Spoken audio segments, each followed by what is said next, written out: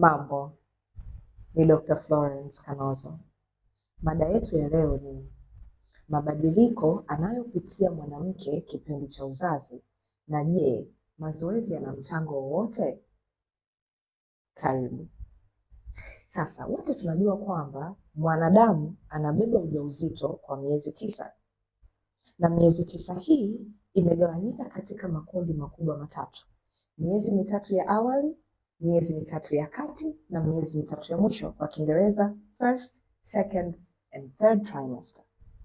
Sasa basi, kwenye the first trimester, ile miezi 3 ya awali, hapa ndipo uumbaji unafanyika, ndipo ambako seli ambazo zinaenda kumkodi mwanadamu zinaanza kukusanywa na kutengenezwa.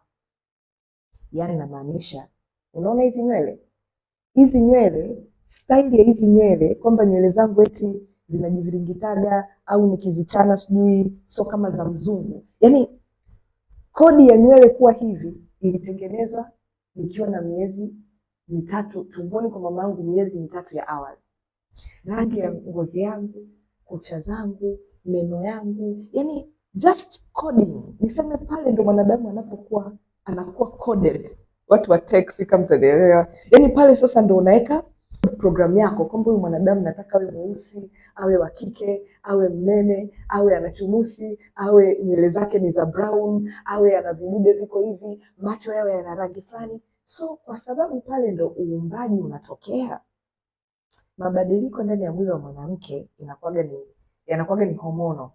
Hiki kipindi mwili unazalisha homoni nyingi sana, na hizi homoni zinazalishwa kwa lengo hili moja: kuandaa mwili wako kwa ajili ya mabadiliko ambayo itabidi upitie kipindi cha miezi 6 inayofuatia ya ujauzito. Ndio maana hii miezi 3 ya awali huwa tunajisikiaga vibaya, tunaumwa, unatapika, unafanya hivi, kwa sababu mwili wako unazalisha vitu vingi kwa wakati mmoja ili kufanya maandalizi ya miezi 6 ya mwisho.